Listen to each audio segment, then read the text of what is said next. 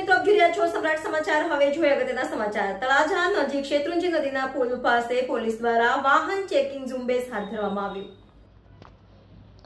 તળાજા નજીક શેત્રુંજી નદીના પુલ પાસે પોલીસ દ્વારા વાહન ચેકિંગ ઝુંબેશ હાથ ધરવામાં આવ્યું। ભાવનગર જિલ્લાના તળાજા શહેરમાં બેફામ ચલાવતા વાહન ચાલકો વિરુદ્ધ પોલીસ દ્વારા કાર્યવાહી કરવામાં આવી રહી છે।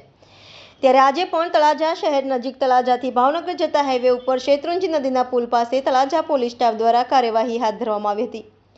આરટીઓના નિયમોનું પાલન ન કરતા તેમજ વાહનમાં બિનઅધિકૃત ચીજવસ્તુઓની હેરાફેરી કરતા વાહન ચાલકો વિરુદ્ધ કાર્યવાહી કરવામાં આવી હતી, જેમાં શંકાસ્પદ વાહનોનું પણ ચેકિંગ કરવામાં આવ્યું હતું અને આરટીઓના નિયમોનું પાલન ન કરતા વાહન ચાલકોને દંડ ફટકારવામાં આવ્યો હતો।